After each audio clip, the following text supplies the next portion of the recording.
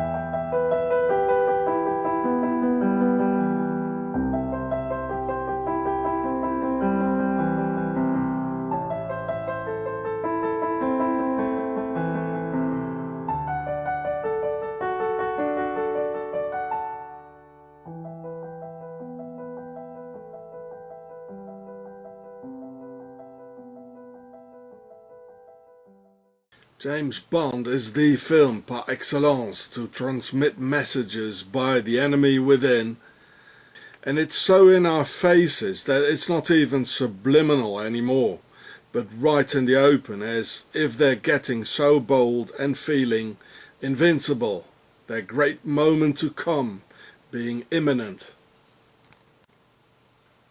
The title Spectre, amongst others, is an abbreviation of a secret organization in the Alps standing for Special Executive for Counter-Intelligence, Terrorism, Revenge and Extortion,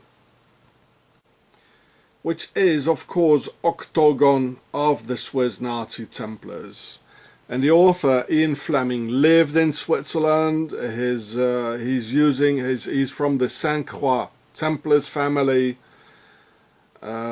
So see my other video about Ian Fleming and you understand that this is Octagon, Switzerland. It is true. Accentuated further on in the trailer when James Bond shows a ring for alliance with an octopus on it. So here you can see this is the trailer. This is the James Bond channel. And of course I can't show it to you here for copyright reasons. I would have a problem with YouTube, of course. So you can have a look at the trailer yourself at their James Bond channel, and I put in the links for you. And octa means 8 in Greek, as most squids have 8 tentacles, just as the US Enroll Total Control All-Seeing Eye in the Sky, of which you'll see more in my other vid about it. So here's the vid with on the same channel. So here's Spectre on Wikipedia. It says it was founded here in 1950.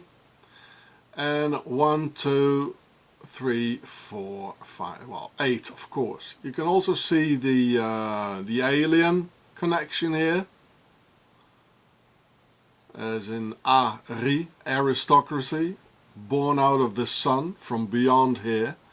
And it appeared in Ian Fleming's, here it says Fleming, in his first novel Thunderball, and then in the second film here, Dr. No. And therefore they had a Swiss lady play in it, Ursula Andress from Bern, the canton of the bear, just like in John's revelations. So it's very, very much related to Switzerland, and it is octagon. And the word spectre is from the Latin specere, meaning to look at, as in spectacles, a spectacle, or a spectator.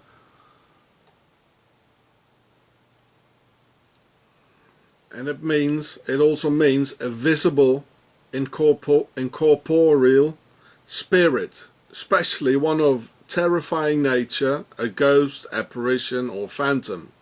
It also means some object of terror or dread, a mental image of something unpleasant or menacing, any incorporeal, supernatural being that can become visible or audible to human beings. So, and the octopus thing, it even looks a bit like a ghost, you know.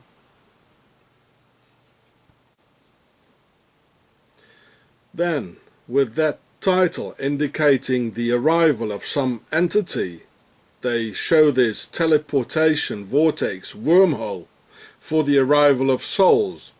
And most people think it's the inside barrel of a gun and the blood coming down because a bullet from this barrel just killed somebody.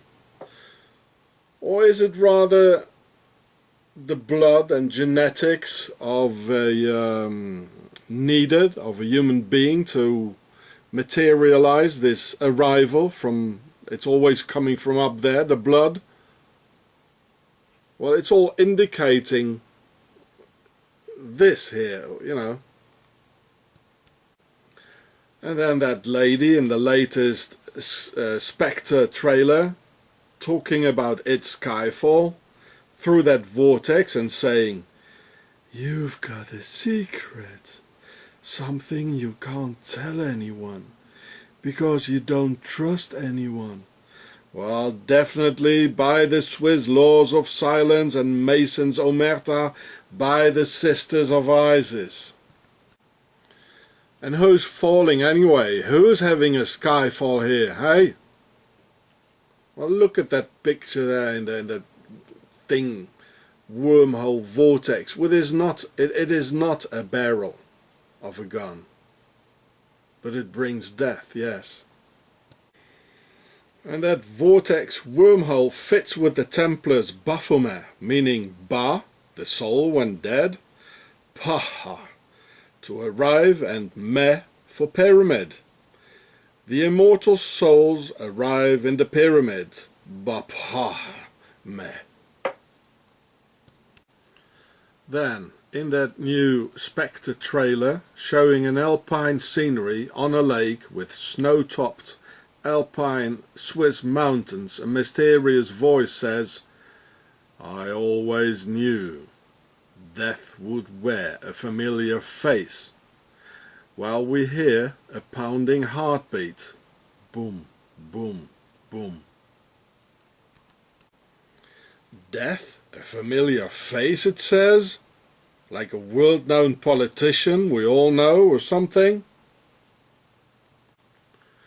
Now watch this video to understand more of it, because Bond stands for the Alliance and also for Boaz, the obelisk, as in Jabbo, J-A for James and B-O for Bond. Also J-A for Jason, B-O for Bourne, Jason Bourne, Jabbo, the two Mason obelisks, Yashin and Boaz, and therefore the voice addressing first Bond and later James for each equivalent obelisk, and saying, "You're a kite dancing in a hurricane, Mr. Bond." Well, this is definitely referring to the Mason Ordo ab Chaos, with that hurricane, while within the bond of the order, it seems nothing more than just dancing and playing with us. Also saying the arrival takes place in the middle of times of turmoil, like a kite dancing in a hurricane. And all this is being said in a 2-minute trailer of Mr. Freemason Bond of Switzerland. Then the mysterious and penetrating voice of the trailer addresses James for Yashin and says, "Welcome, James. It's been a long time, and finally here we are." Simultaneously showing a Mason Lodge in... You're about to witness a quantum connection with the human mind. Be a part of the next evolution in motion pictures and experience Mind Gamers, being hailed as the first ever action film for the mind. Spark it up. This exclusive live event includes the cast and filmmakers joining today's top scientists as they reveal a new dimension in human consciousness. Single unified field connecting everything. Then during the film, 1,000 audience minds from coast to coast will be connected in a groundbreaking experiment. After Mind Gamers, witness live the first images ever captured of a mass mind collective. This is wrong. I'm all kinds of wrong. Don't just see a movie, be a part of scientific and cinematic history. This is Nicholson 1968. Welcome to my new project, Cain, Tubal-cain. Gonna discuss a lot of good information in this video, connect some dots as always. Things that we're going to discuss: John Dee, advisor to Queen Elizabeth I. Mind Gamers, a movie coming out 2017. Enochian language. D-Wave. James Bond connection. Of course, Tubalcain. And CERN. This video will show you, with many different aspects that are in front of us, where the secret societies, the Freemasons, Illuminati, Skull and Bones, where they are getting their information and where this technology is coming from on the face of this earth. It is not from the minds of men. It is minds from the fallen. So, without further ado, welcome to Nicholson 1968's Cain, Tubal-cain. The name is Bond. James Bond.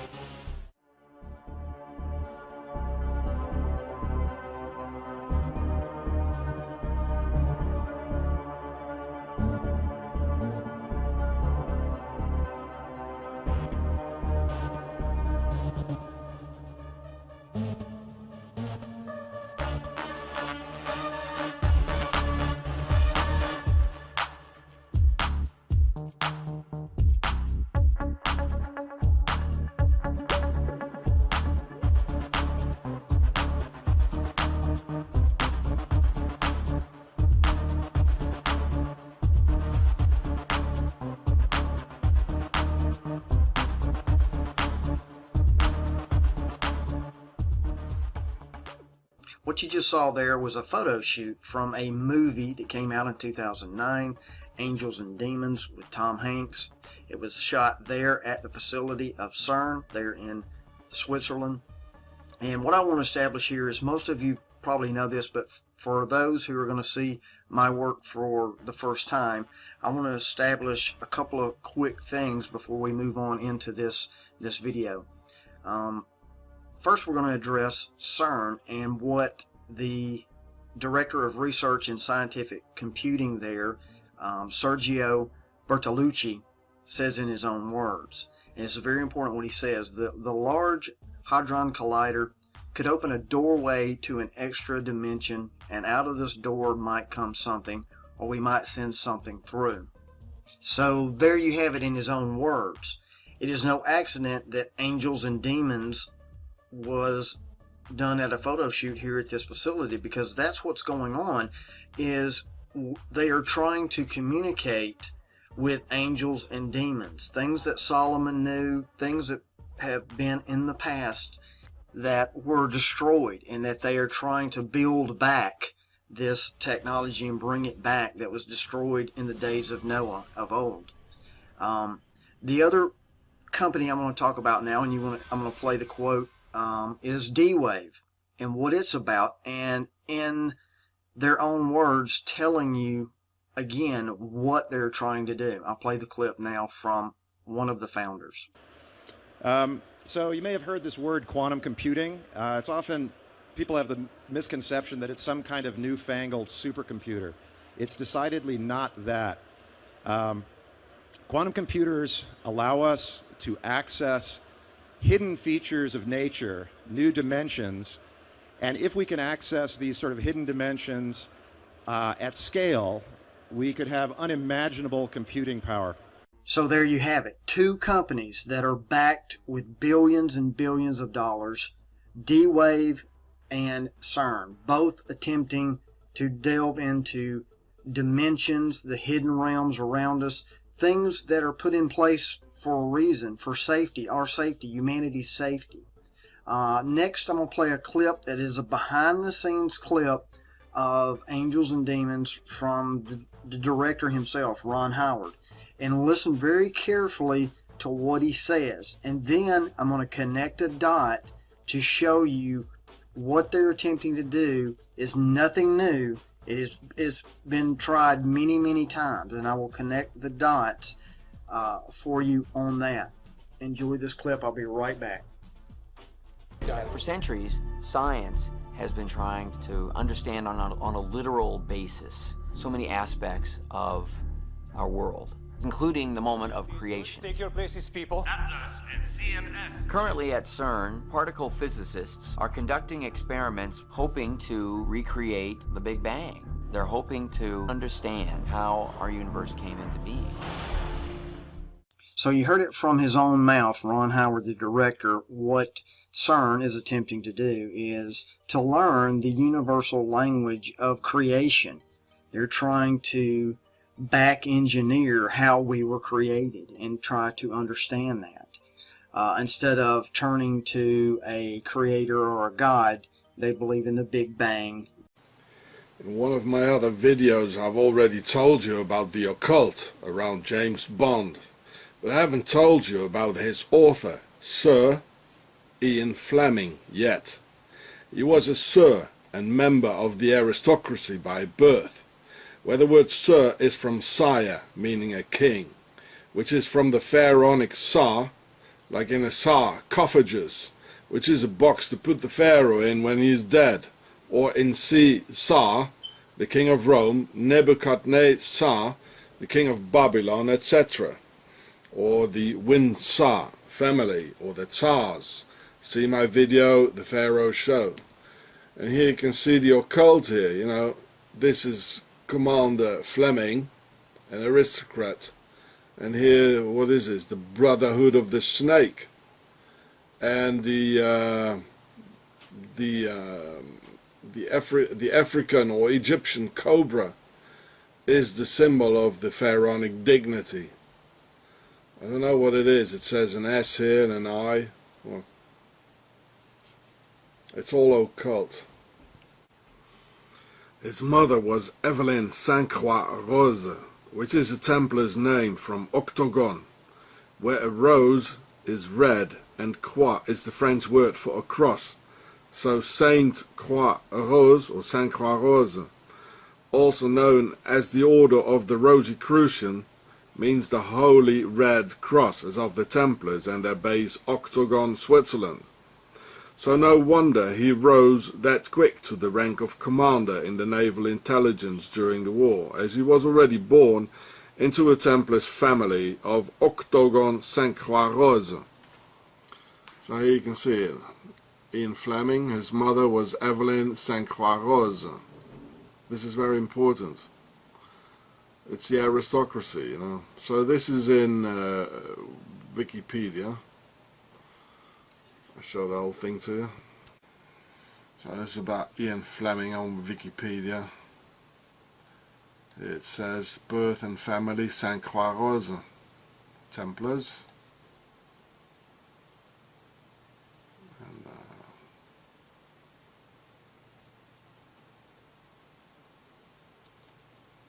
The obelisk,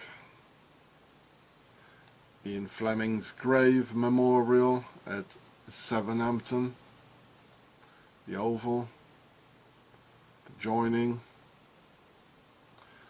the four elements, it's all there, pharaohs.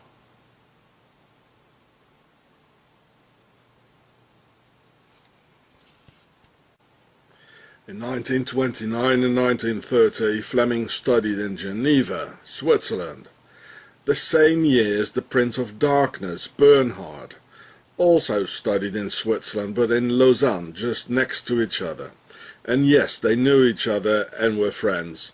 The Prince was that Bond guy with the fast cars, and it was here in Switzerland at some aristocratic gathering in some castle they met.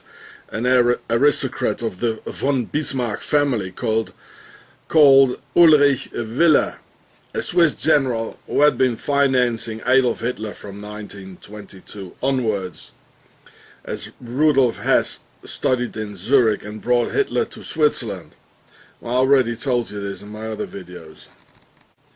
Fleming, while in Switzerland, had this aristocratic girlfriend, Monique Panchaud de Botome, who introduced him to the Zurich-based Hitler financiers and Swiss general Ulrich Wille of the von Bismarck family. And she was a member of the Thule organization with ties to Aleister Crowley, who also came and lived in Nazi Germany in 1930, together with Fleming and that Prince of Darkness. They were all together there. Fleming's grandfather, by the way, was a very rich banker, and he founded the Scottish American Investment Trust and the bank Robert Fleming and Company. Later on we come back to it when he created James Bond out of Scotland and Switzerland. And it also says here that Fleming went to the Munich University where Mr. Hitler was, and the Prince of Darkness. They all were there. And because Hitler was in Munich at the time, both the Prince and Fleming decided to go to Munich too, and sort of studied at the university there, being also the exact same time the rise of Adolf Hitler started, from 1929 to 1934. Here you can see it. The Prince, he studied in Lausanne, Berlin and Munich from 1929 on. Yeah, this is about the Prince of Darkness. Therefore Fleming could live in the apartment of Sir Oswald Mosley, an aristocrat and the leader of the British Fascist Party at 22B Ebury Street, Belgravia, London, from 1934 till 1945, where the English aristocratic sisters Unity and Diana Mitford were also in the game. And it was Fleming and the Prince bringing the money to Hitler in Munich for his election campaign from Switzerland, and the Swiss general really leading to the rise of Hitler. It was a war of the aristocracy and Switzerland of the Templars against the Europeans, Russians, Jews, and even against the Germans. And this is the true reason that Fleming came up with Special Forces and Assault Unit Commando 30 to finally get their man Hitler out by the end of the war, bringing Hitler to the other end of the world where the Prince owned vast pieces of land. After the war, Fleming felt the need to talk, but he was not allowed to reveal the secret, so he encoded the James Bond novels. They were never really based upon the name of some ornithologist or bird watcher. J.A. James stands for Yachin, and B.O. Bond stands for Boaz. The two obelisks of a Freemason temple, just as J.A. Jason, B.O. born. So Jebbo is the son Freemasonry, and his father is Andrew Bond from Glencoe of the Scottish Rite, and where the Templars hid their mighty fleet from the French king Philippe le Bel and from the Catholic Church. This Templars fleet later on used to bring the black slaves to the US Confederate States. And his mother is Monique Delacroix from Switzerland, and Delacroix means of the cross, referring to Switzerland and the Sisters of Isis, living under the Swiss Templars cross. So the son, Freemasonry, came out of a marriage between the Scottish Rite and Switzerland, This trinity is also IHS, Isis, Horus and Seth. Most certainly if you look at Jabbo's coat of arms with the Holy Trinity and Templars V. 007 is the number of the pyramid, 7 that is, who these aristocratic Templars really are. 7 is 3 plus 4, 3 for a pyramid side standing for IHS, and 4 for its base and the 4 elements. So what I'm going to show you now is a video put out by CERN. And everybody's seen this that has followed the conspiracy behind CERN. We are happy at CERN. But I want to show you something that nobody has touched on, that I know of. And even myself. During this video they were putting out, they were dancing, it's been decoded, all of that. But also in the middle of this video there's a gentleman who is holding a sign, and I'm going to show it here, Bond 1 and Mandela. Now whether you believe in the Mandela effect or if you even know what that is, there's plenty of things out there on the internet about Mandela effect. But what I want to state to you here is, even myself, the Bond 1, I was looking for the James Bond connection. The first one, the movie James Bond. The first one is Casino Royale with Barry Nelson. Thus the last name Nelson Mandela. But it goes deeper than that. To throw you off here, here's the connection. Bond 1, the first Bond, and what the James Bond movies are based on is none other than John Dee. That's right, the advisor to Queen Elizabeth I. He was a mathematician, astronomer, astrologer, occult philosopher. He dove into alchemy, divination, Hermetic philosophy. Also very interesting, this is why I'm saying this is the connection.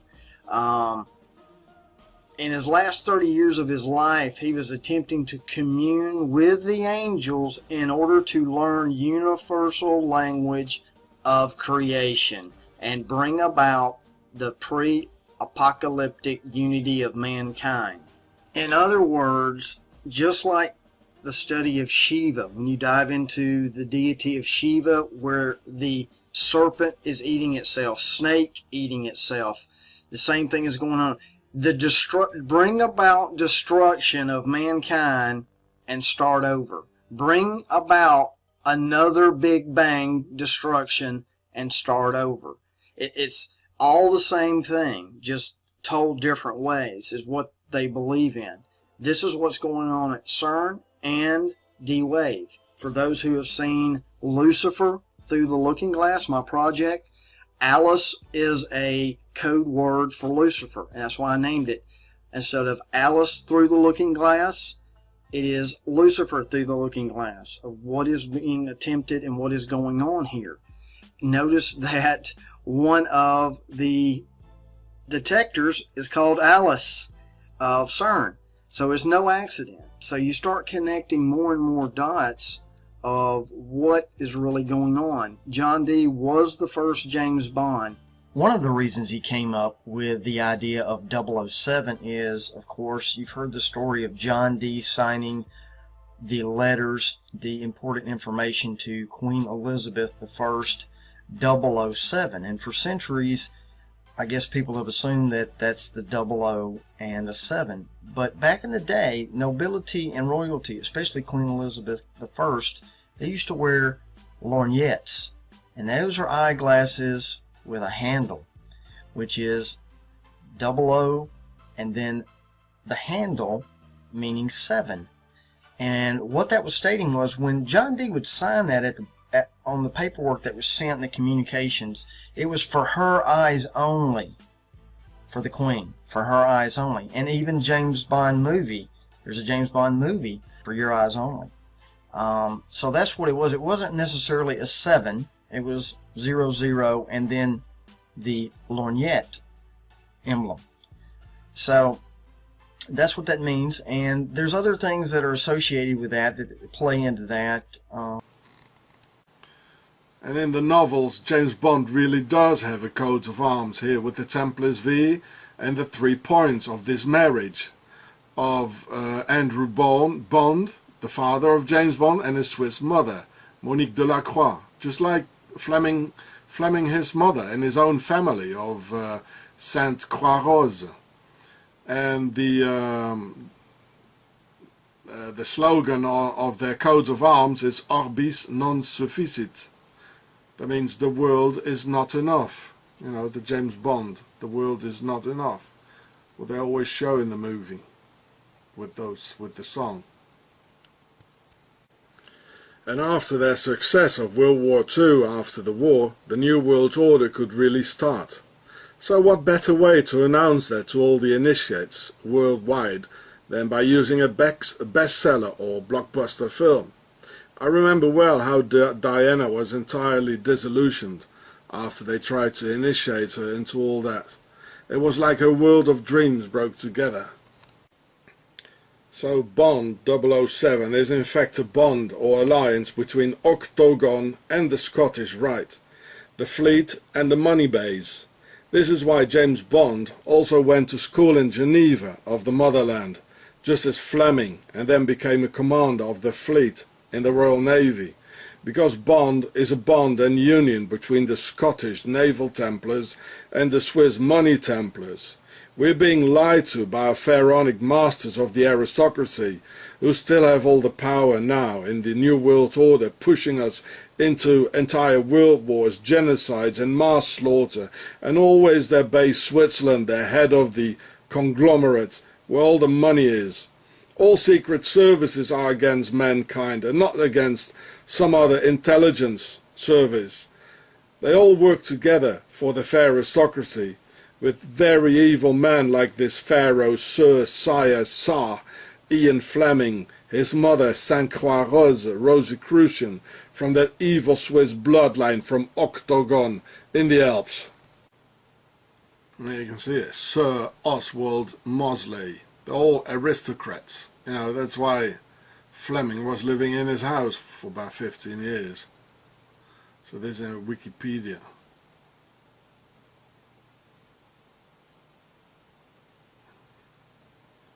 They all knew each other. Hitler, Fleming, Mosley, the Prince of Darkness, Switzerland, Ulrich Wille. They all knew each other. Yeah, it says, in April 1930, Aleister Crowley, he moved to Berlin. Exactly the same time when the Prince of Darkness, Bernhard, Ian Fleming, they were all there, you know, plotting, conspiring, plotting against the world. So this is in Wikipedia. Nice fella, isn't it? And here it is about this in German, but it's about the Prince of Darkness, Bernhard, how he was writing letters to Mr. Hitler. They found some letters even they wrote together. There he is, a friend of Ian Fleming. All conspiring together. They were all in Munich and Berlin. And it comes all from here, the base, where they keep their money, where they go and study, where they financed Adolf Hitler, where the Prince of Darkness studied, where Fleming studied, just before going to Nazi Germany and then to England, back to England. It all started here. Switzerland is the base. When I was studying Bourges Cathedral, I kept thinking about the connections between the founder of the Gothic style and the Templars. So I drew a line in Google Earth from the central entry of Bourges Cathedral to the entry of Rosslyn Chapel in Scotland. So what? You can draw a line between any 2 points.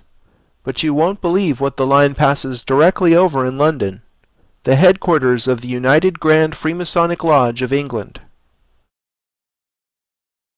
The United Grand Lodge of England is the main governing body of Freemasonry within England, Wales, and much of the former British Empire. The building is on Great Queen Street, no less. UGLY, as the organization is known, seems to be a fitting acronym for its Ugly as Sin container, historically third on the site since Masonic meetings first started here in 1775, a year before the American Revolution. Perhaps some of America's Masonic founding fathers planned the revolution here. I'm not sure. When the Templars were around, they controlled a sizable district less than half a mile away in the city of London. The temple includes Temple Church, the adjacent Middle and Outer Temples, and a host of related buildings.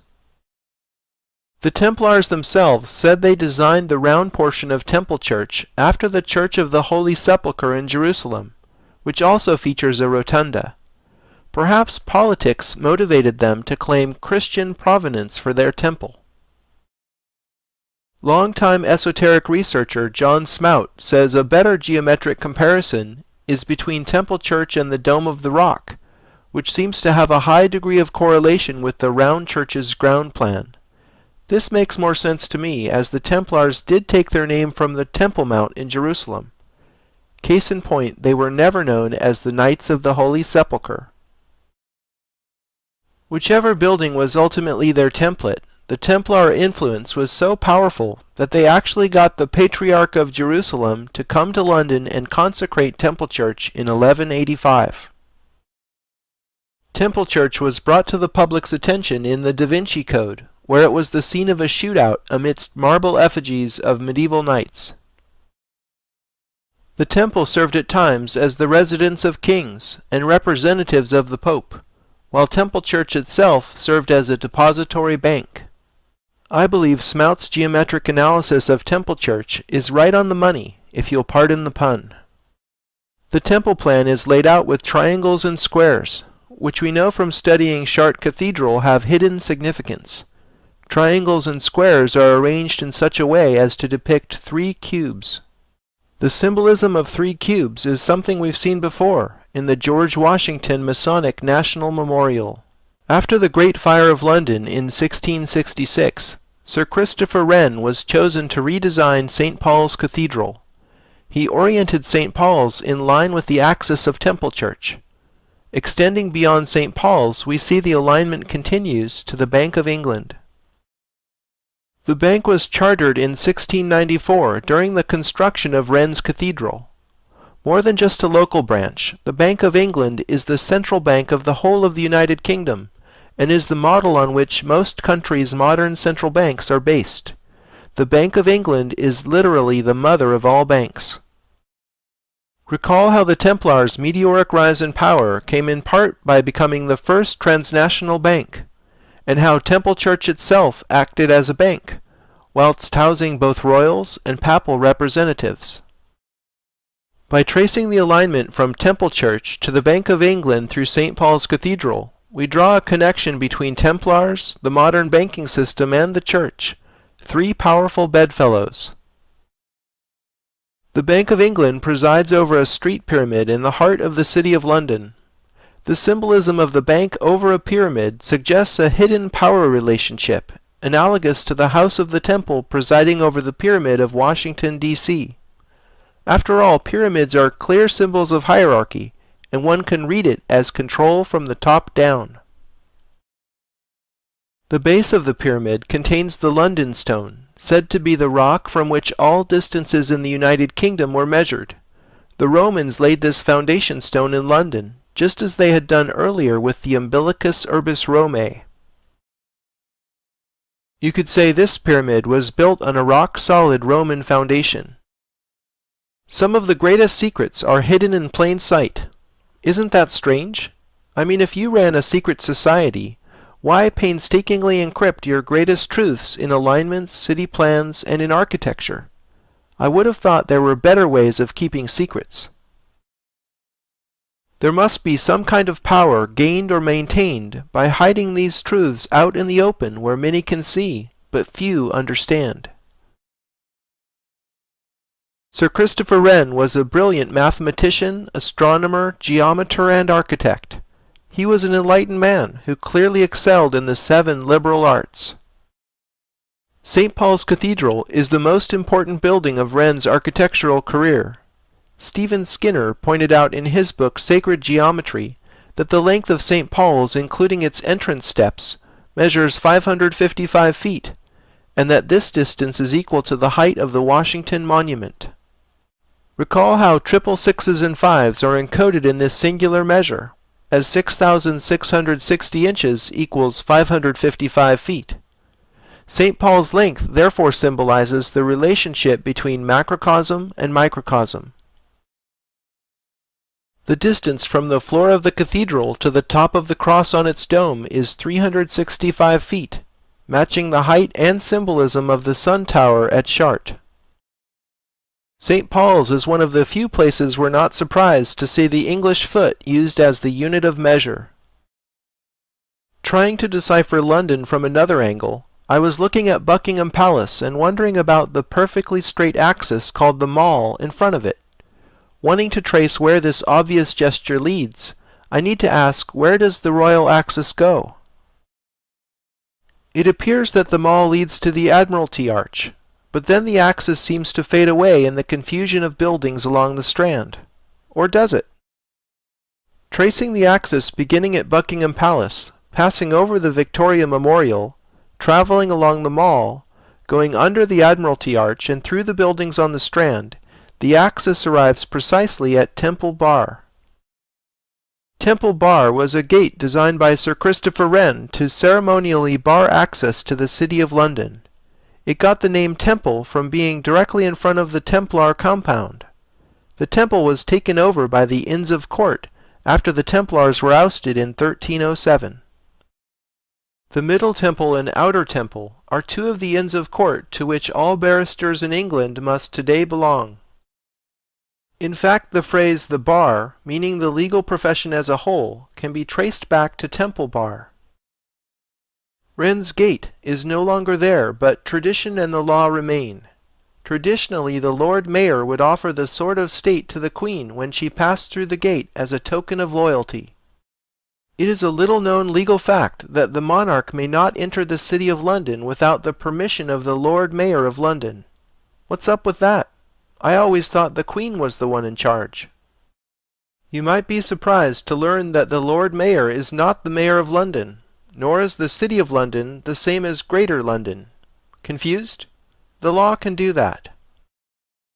The person the Queen bows to is the Lord Mayor of London. He's the guy who runs the City of London Corporation, a tiny private jurisdiction that covers only about 1 square mile.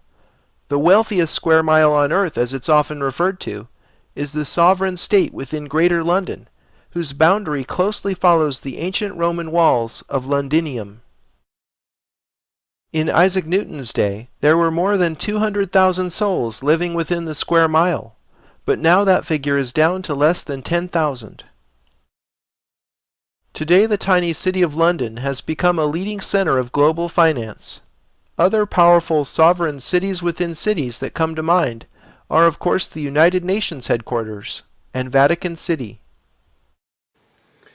Right after, it shows a bullet hole in the exact same configuration as the octopus octagon seal on the Ring of Alliance with Spectre on it, for that arrival of whatever it is.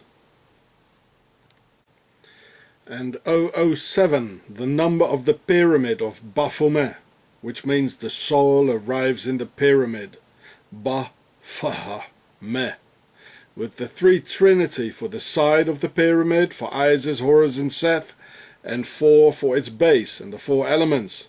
See my video on Ian Fleming for more. And you see, this is the same image as the bullet hole in the glass. And a octopus, it has 8 tentacles for octagon, and it shows in a couple of more images it does show 8, like in the Spectre image, but here it shows 7, like in 007, the symbol of the pyramid. Interestingly, 007 Spectre is a corporation of two big Hollywood companies with both pharaonic logos, with Columbia, the light bringer on a pyramid for Isis, and MGM, G for masonry, Gola or Golud, and M for the M sign of the hand, showing the lion symbol of the aristocracy and Pharaoh's dignity. The trailer also shows crows as the bringer of souls, leading the way to the portals. The trailer announces the long-awaited awakening and related to the Alps, an octagon.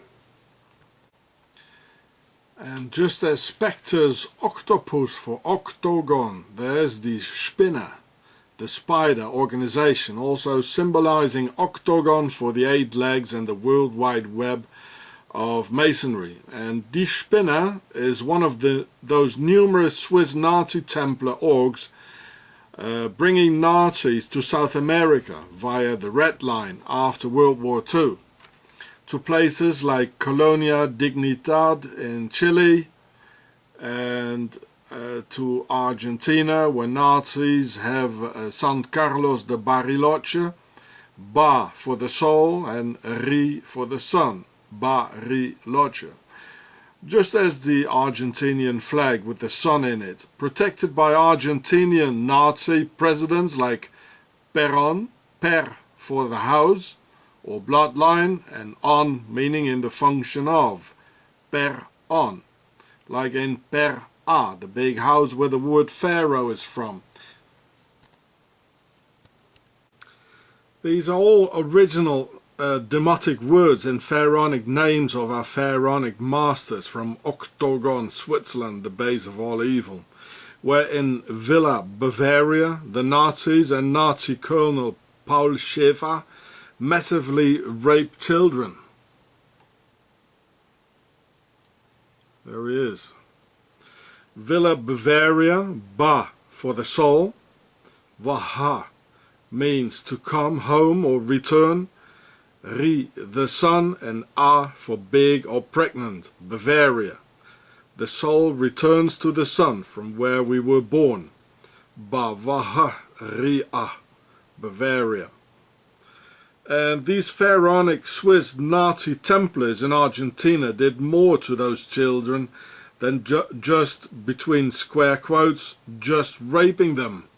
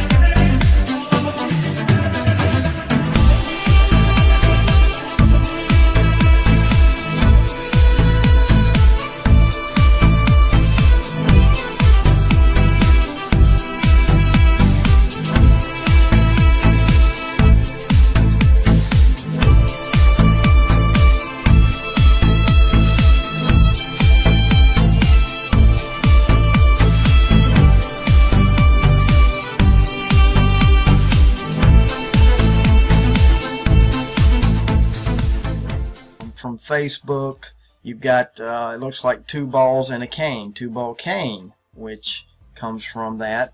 The Facebook, which we all know, they're spying on us. They use Facebook. We freely give information to Facebook when we open it up. That's why they call it a profile.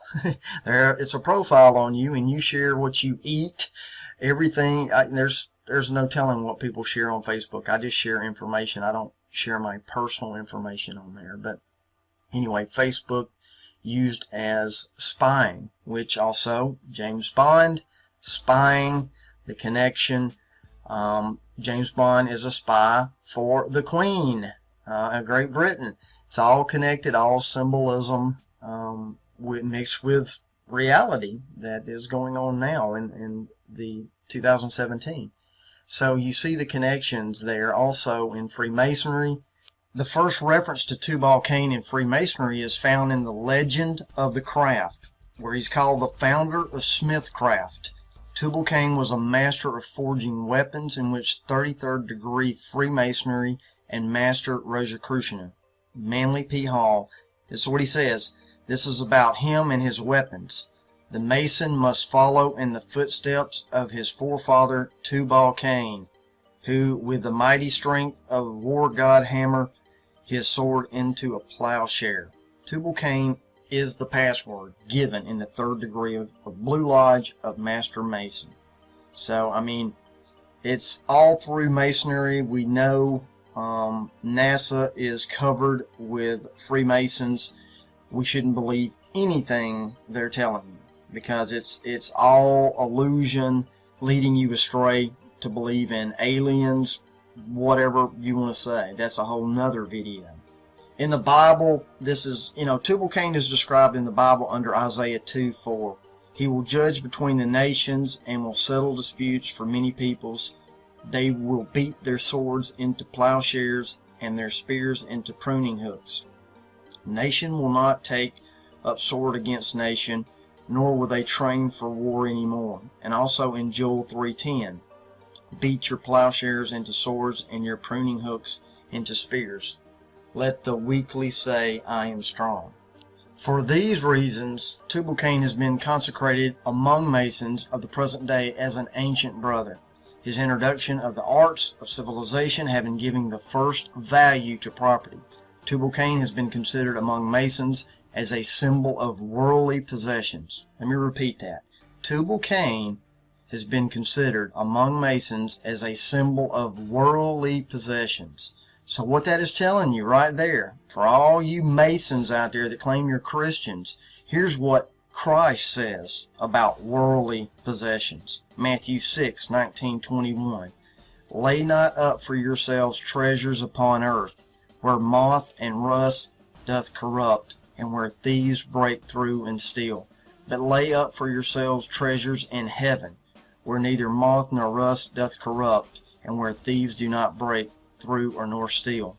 For where your treasure is, there will your heart be also.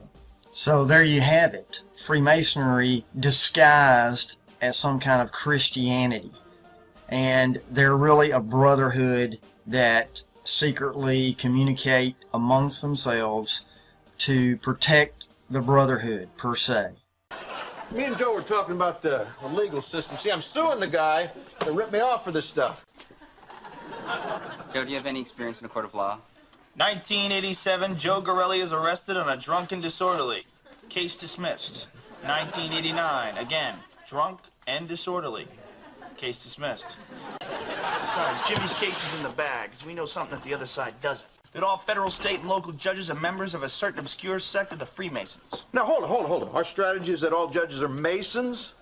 Well, there's more to it than that. Like what?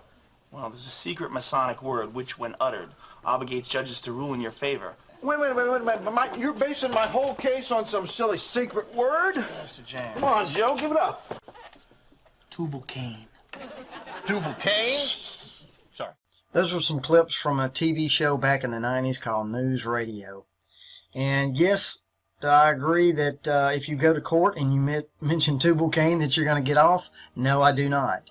But what it is showing you, and kind of mocking us that we don't know this, but there is an unwritten language that is going on between the brotherhood that has been passed down for centuries and centuries.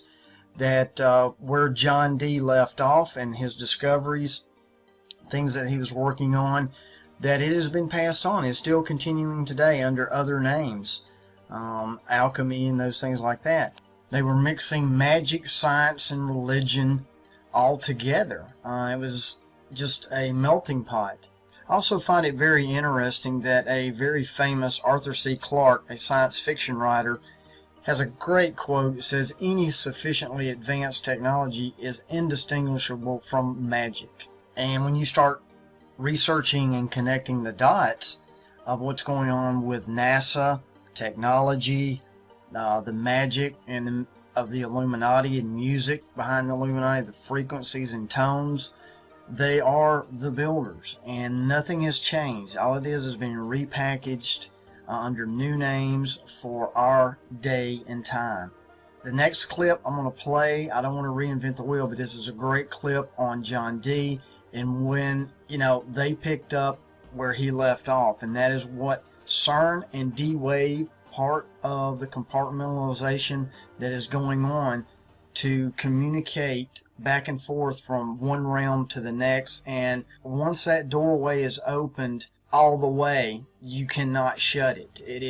You're going to let something into this realm that is not supposed to be in this realm. And it was put here by the Creator for a reason, for protection. Firmament over the earth, call it whatever you want.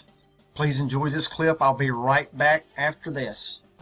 The discovery of the Hermeticum during the Renaissance created a new generation of occultists. They sought to combine religion with science and magic, a dangerous undertaking in a society ruled by Christianity.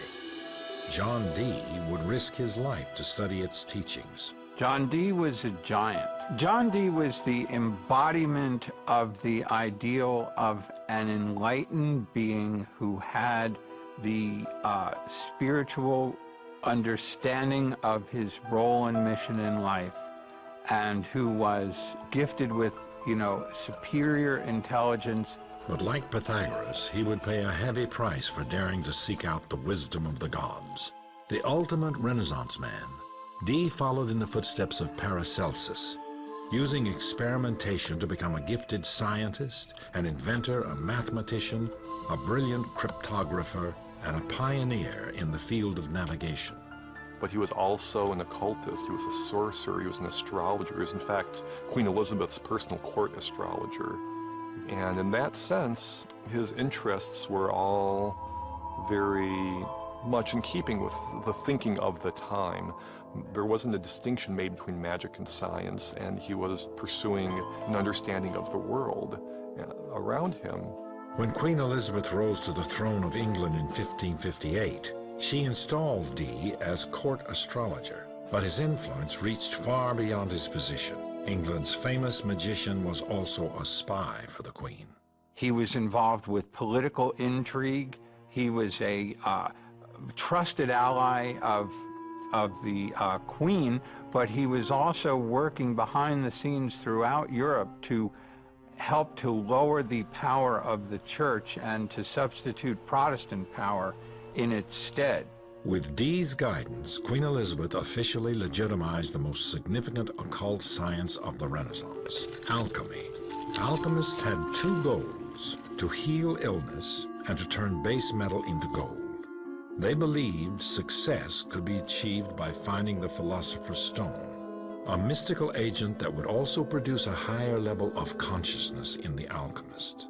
That was really an approach to trying to understand the way the physical world works, and alchemy as a practice, was the forefather of modern chemistry.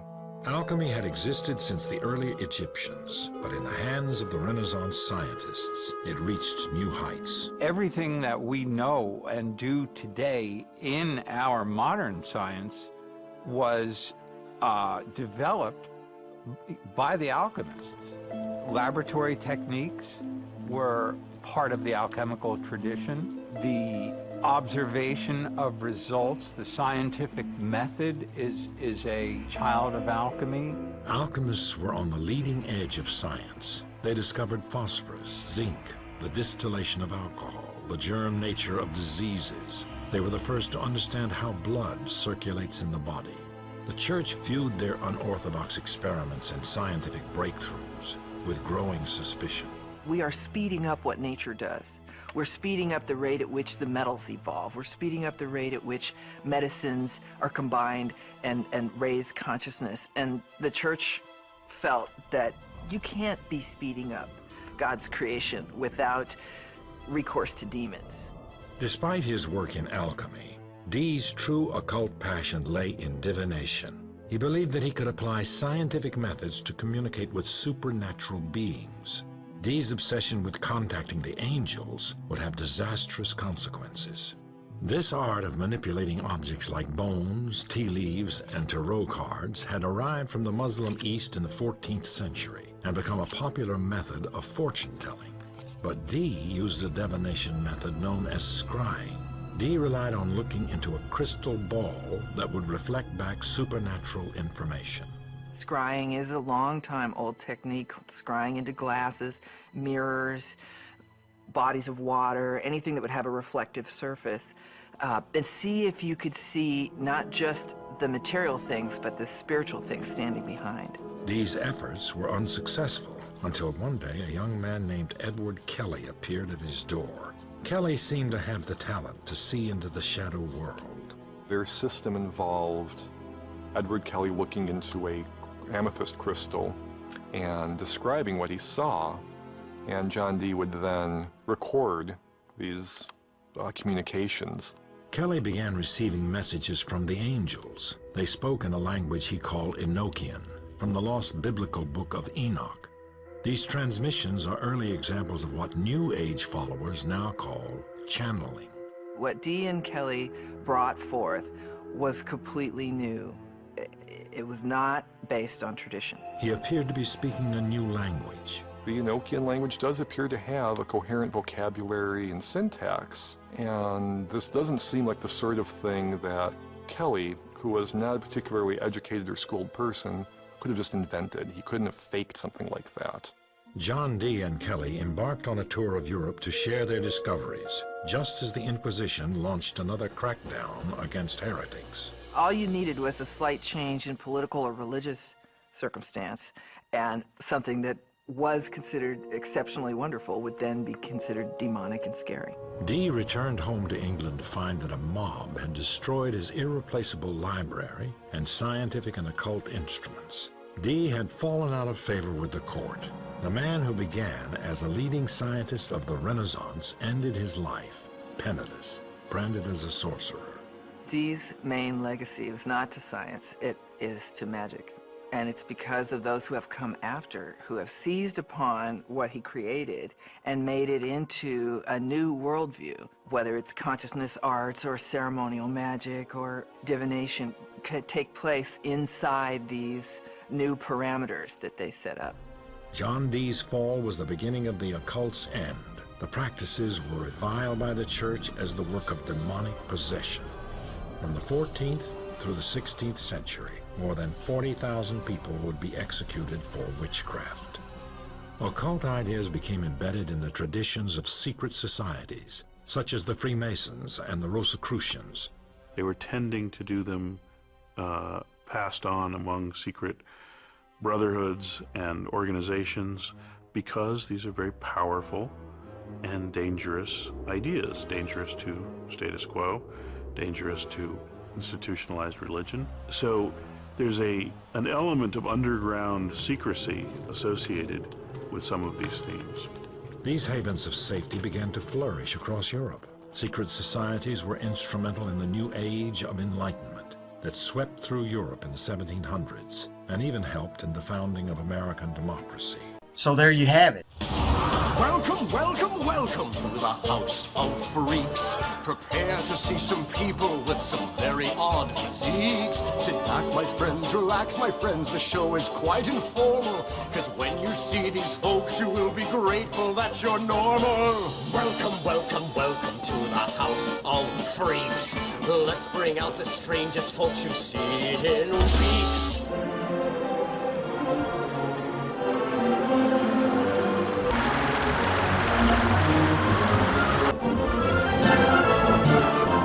To all our brethren to receive the most merciful, the Grand Master.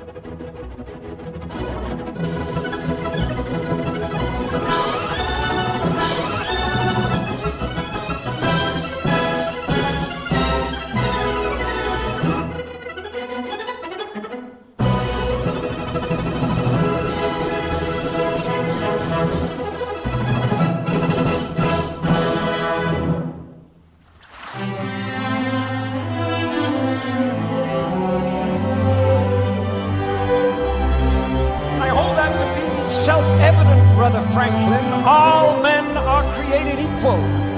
Indeed, Brother Washington. All Freemasons meet as equals, and we have an opportunity to create a nation in the very essence of Masonic morality. It would be wonderfully symbolic, don't you think? You'll be wanting to put the all-seeing eye on our banknotes next. You think I'm taking it a bit far? Please don't ask me questions like that, Brother Franklin. You know I cannot tell a lie. Oh, come on, Brother Washington. Everybody lies occasionally, surely, especially politicians. Not me. Not even so much as an alternative fact.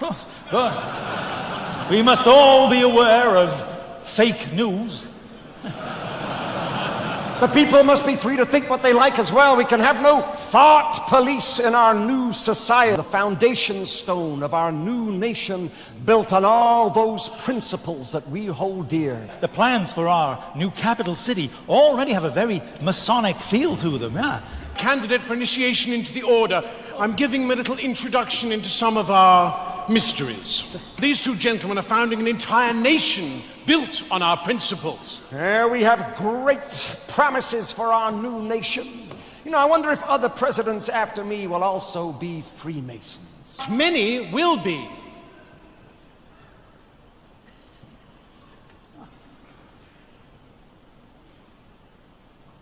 And Freemasonry will become embedded in the American culture. And the eye will appear on the banknotes. Oh, God. These principles will be honored with a gift from your French brethren. A gift that will be a welcoming beacon to the poor and oppressed. This is the statue we are giving you. It's a bit small, isn't it? Oh, this is a maquette. The real thing is bigger. Much, much bigger. I call her Liberty Enlightening the World. Catchy. America will produce a great many great Americans from many different walks of life and many different fields, and many will be Masons. Sportsmen, actors, writers, soldiers, filmmakers, businessmen, inventors, astronauts. What on earth is an astronaut? No, they're not. I don't follow. Well, they're not on Earth, they're in space. In fact, Brother Buzz Aldrin was the second man to walk upon the surface of the moon. That's the best thing I've heard this evening. What, that a Mason walked on the moon? Man on the moon. Amazing. But don't forget the musicians. Do not forget the musicians. Known as... That's rule of three again. The 3 degrees!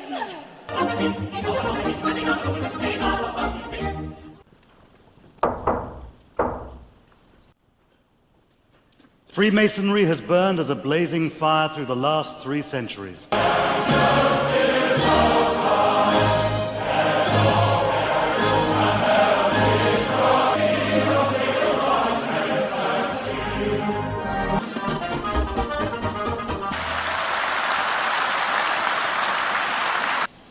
As permanent master of these 3 lodges, I now call on my deputy masters.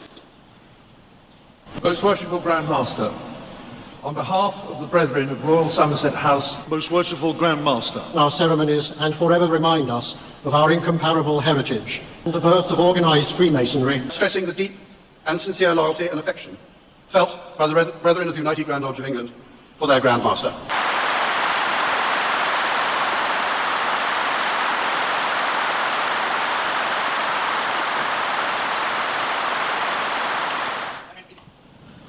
We leave the Royal Albert Hall even more proud of our ancient institution.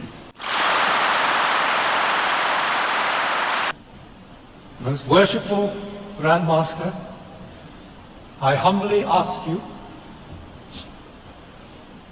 to complete the initiation of this worthy candidate for Freemasonry.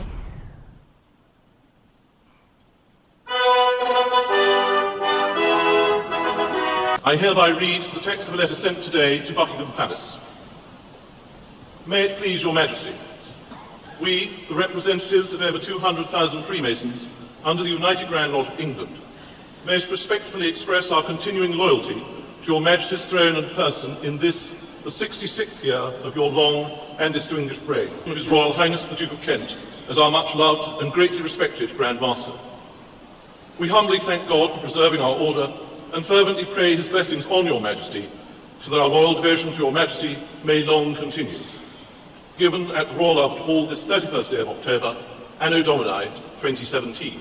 Her Majesty has been pleased to reply in the following terms.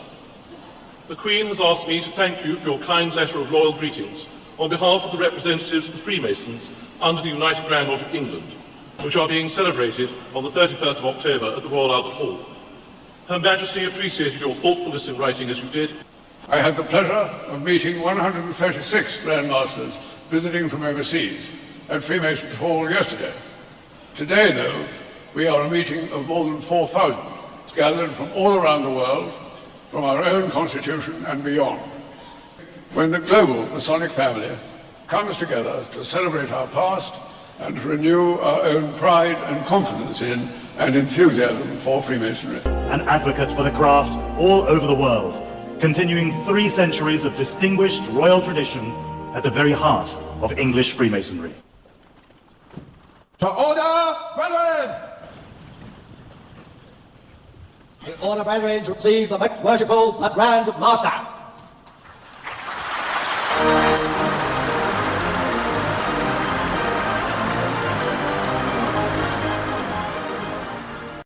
As most on the face of the earth do not believe in a brotherhood. If you do believe in the brotherhood, you're a conspiracy nut, wacko, whatever you want to say. But this still does exist. It goes by different names. Call it what you want. They're all Luciferian. It could be Bilderbergers, Illuminati, Rosicrucianists back in the day, Freemasonry now at the top levels. So that's one of the problems. But also, they mock us in movies, videos, in the news, Olympics. I mean, it's all over the place. That they're showing you who they are. You just have to learn their language. Centuries ago and throughout history, the octopus, Rothschild's octopus, the English throne, that was a symbol. The octopus was a symbol of having tentacles, so to speak, into everything, into money, trade, education, technology, whatever that was, science. The octopus has been a long, long time symbol of that, outreaching. There's plenty of good videos out there that talk of the symbolism of the octopus. I have one of those on my website as well. But, I mean, even just to show you how they mock us and put it in our face, you've got the 2015 London Olympics. Right there, the octopus, the tentacles going out, and and someone, I don't know if anybody's touched on this, but notice that it's newspaper. The stage is newspaper, NEWS. That's code also for all over the world. The news, yes, but north, east, west, south news. It's also on the Masonic tracing board as well, which, that's a whole nother video. But the outstretched tentacles of the brotherhood, the kingdoms of this world that have been given to Satan, and that's another problem, is Jesus was took up on a high mountain. Satan took him there, asked him to bow down, and if you worship me, I will give you the kingdoms of this world. And there still are for an age. And people have a big time problem with that. Sorry, that's the plan for an age. Even in the James Bond intros and movies, they mock Christ. They're showing you he actually plays the Christ figure that they mock and copy.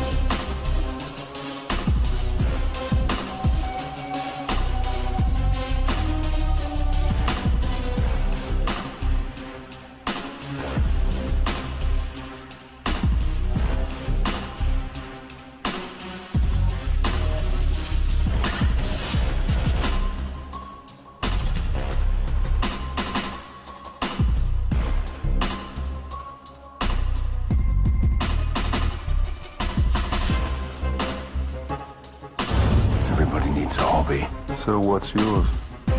Resurrection. Everybody needs a hobby. So what's yours? Resurrection.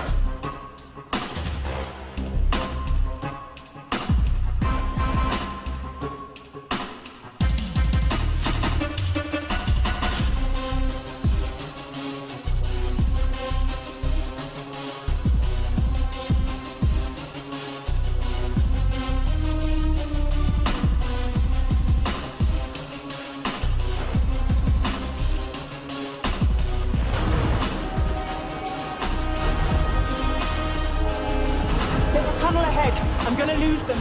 Can you get into a better position? Negative, there's no time.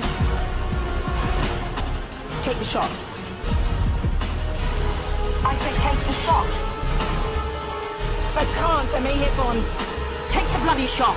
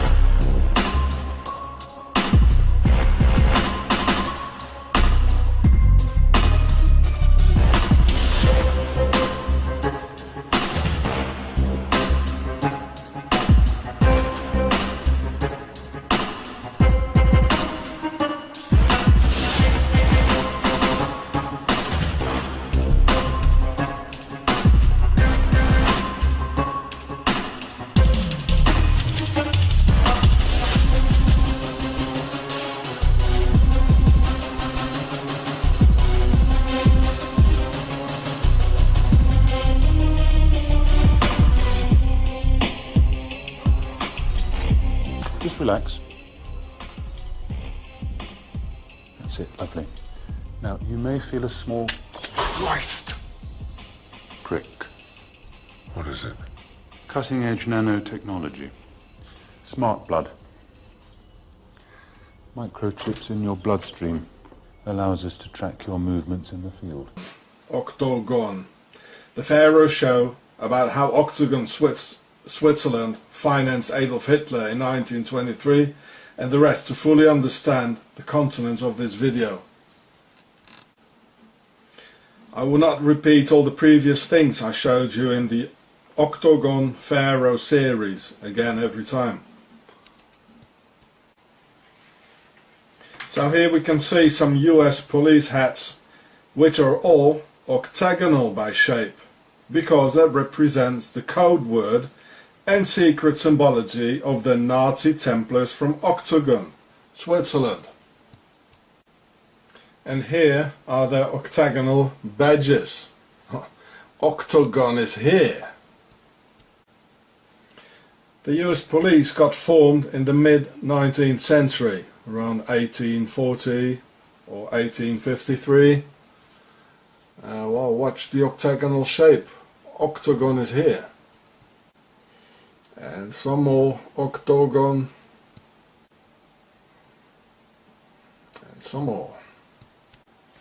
And in the early police days, they still looked like policemen and not like an army as today, 150 years later.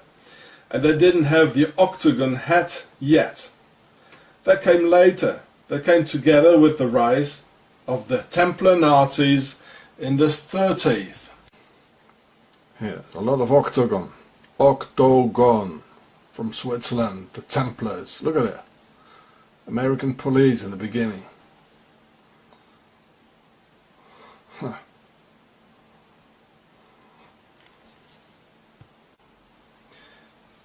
Well, how could it be else?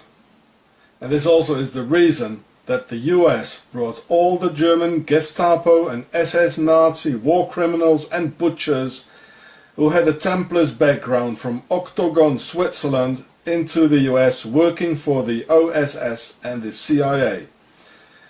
And they quickly got integrated by their fellow US Templars, Masons and Pharaohs, slowly transforming the US into a Nazi state under Pharaonic Nazi Templar rule from Octagon, the motherland.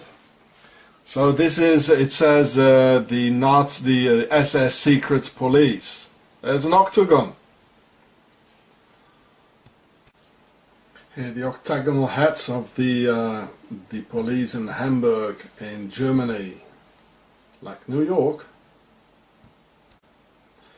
There was probably some Templar or Freemason who wanted to have these hats.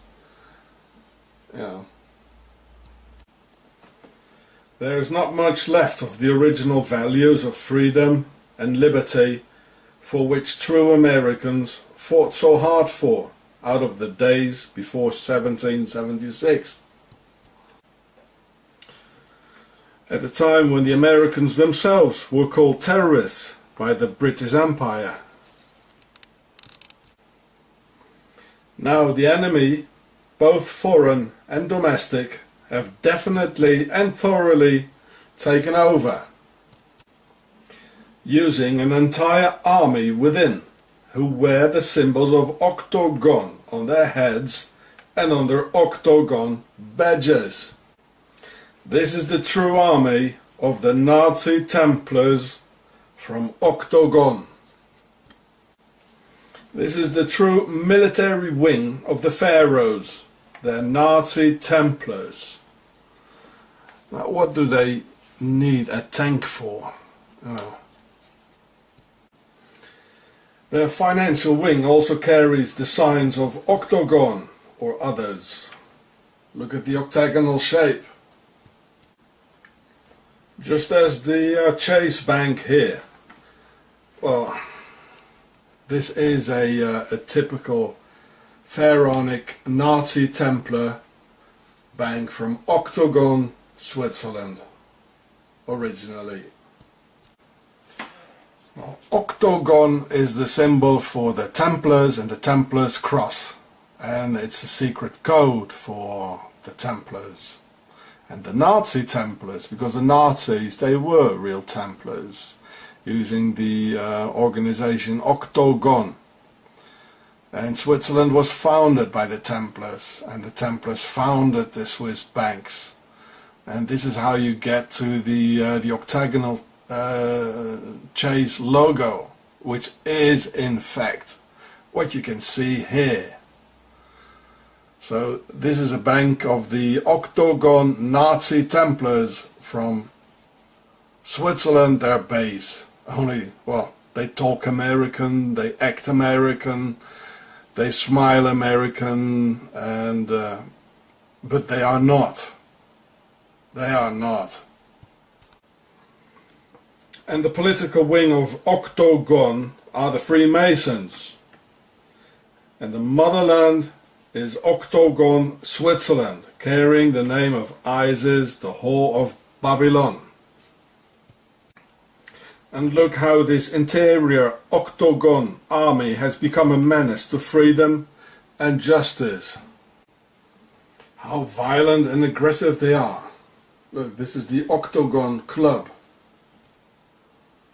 The terror club. They're hanging around at street corners looking for victims. The military overkill equipment they have and training to kill innocent citizens every day. Well, look at the... be aware of the guys with the octagon hat. He's a member of the Octagon Nazi Templars. This guy has octagon on his head.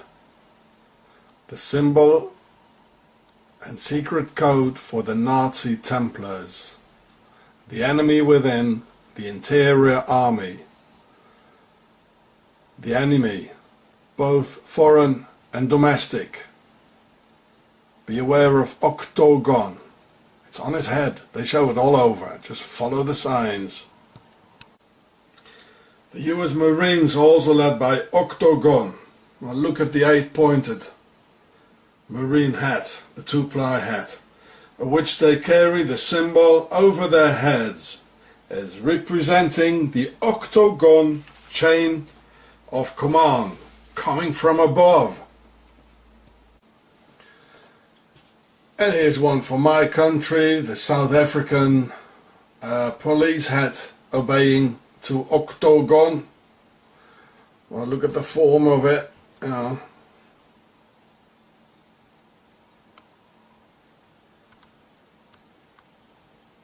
There's octagon. It's over the whole world. They're ruling the world. The UK police was the first in the world and got founded in 1829. Well, look at their octagon logo badge.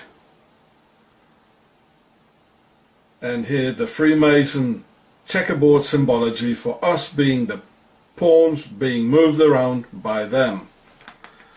And look at the top, it's almost a Templar's cross. Why is one part missing? That's weird.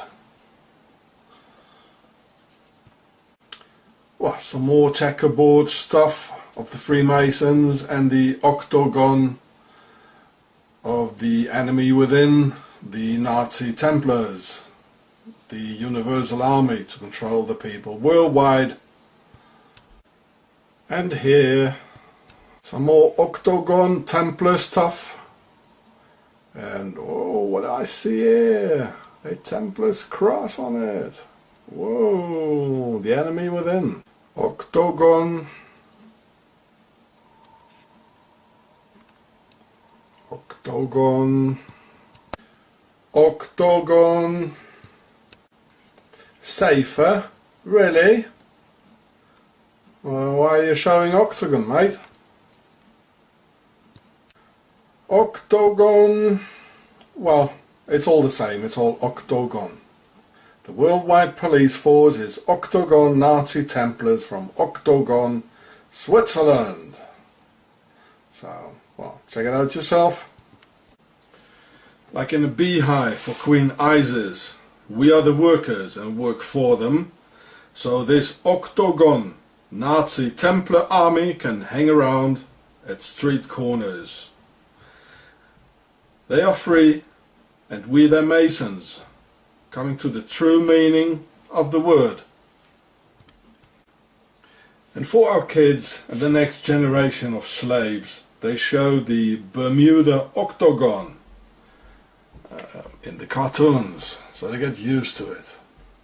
So later in life, when they see a police badge or a police cap, police hat, then they're already used to it and obey the signs.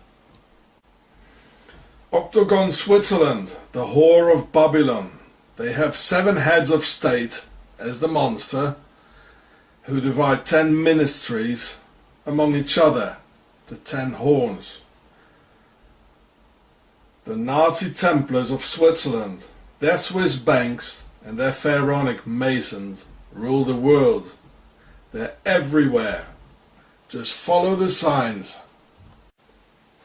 In this film, I'll prove to you that NATO is a part of Octagon.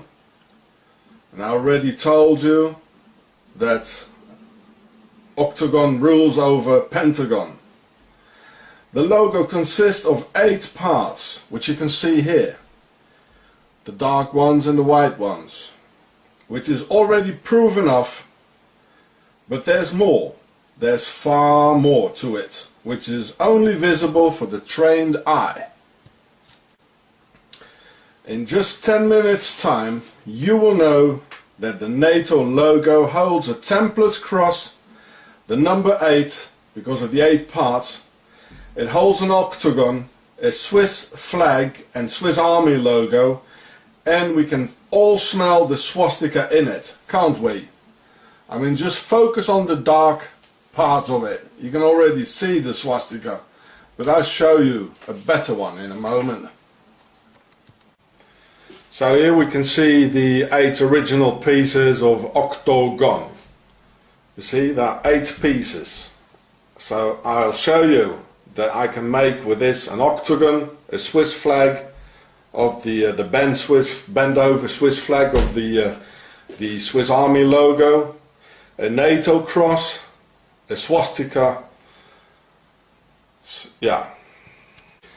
So first of all is NATO with the original 8 octagon puzzle parts.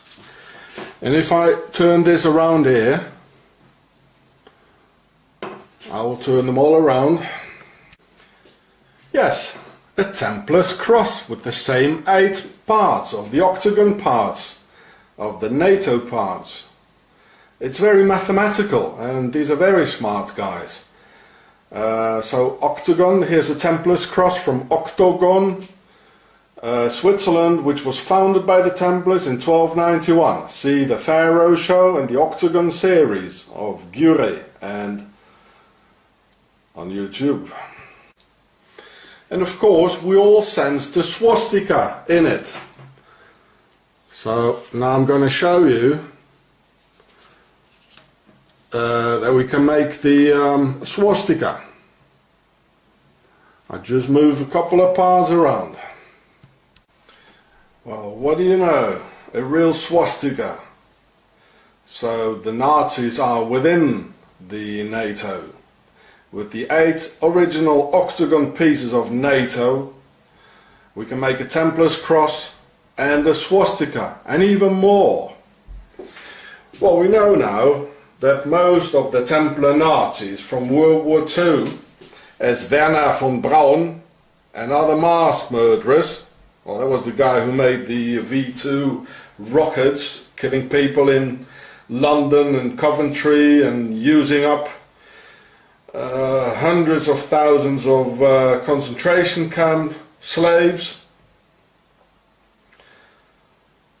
So these mass murderers and war criminals, they went to the US, Argentina, Switzerland, etc.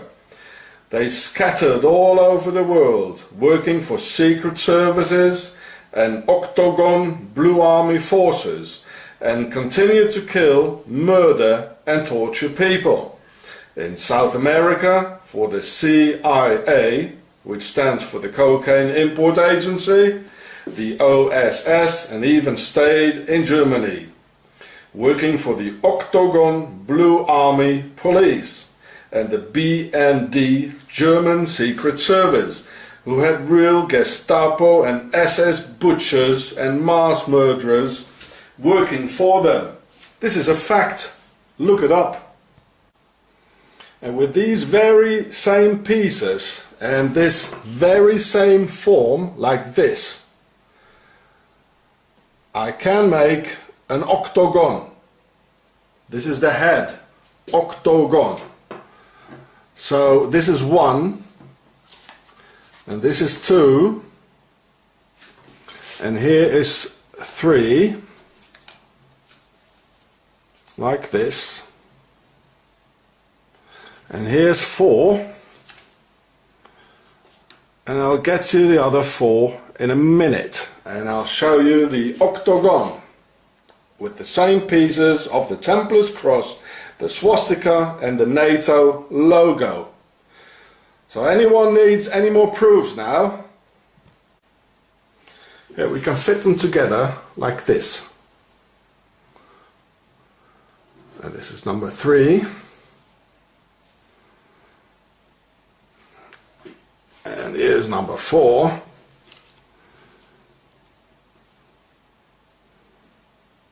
Like this.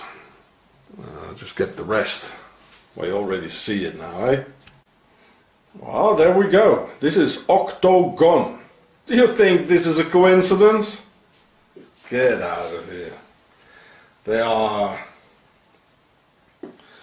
They're rubbing sand in our eyes. Just like the pharaonic viper snake, which is hiding under the sand. This is why they put sand in our eyes, right? And these Nazi Templars of octagon went into the NATO, throwing chemical and biological weapons of mass destruction upon the people of North Korea, releasing hell in Vietnam and Southeast Asia, murdering millions, and again using WOM weapons of mass destructions as Agent Orange, using DU, depleted uranium, in Yugoslavia during the Balkan War. And DU is a weapon of mass destruction, it is. And now they use DU and other WOM against the Muslims in Libya, Iraq, Syria, Afghanistan, etc. Thus even killing and mutilating the offspring that hasn't even been born yet for generations to come. So in fact NATO, with their Nazi swastika, Templar, octagon logo, never did not use weapons of mass destructions in any of NATO's wars. They made use of WOM in every single one of NATO's wars. Well, here it is. This is the same symbol, the octagon symbol, as I showed you on the octagon motherland, on the Swiss Army barracks just across the Secret Service. You think this is a coincidence? No, it isn't. Well, there it is. I showed you this one again before in one of my other vids, the vid before, on the octagon, in the motherland octagon, on a Swiss Army barracks just across the Swiss Secret Service. There it is. I showed you this before. The NATO sign is in here. And this is 2 times the Templar symbol as well. And 2 times the NATO symbol.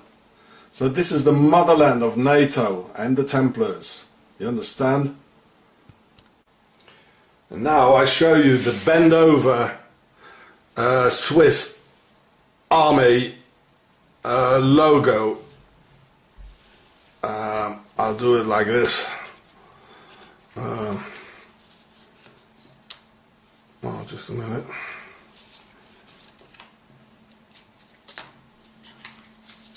Like this. See? Well, there it is. Again, 8 pieces.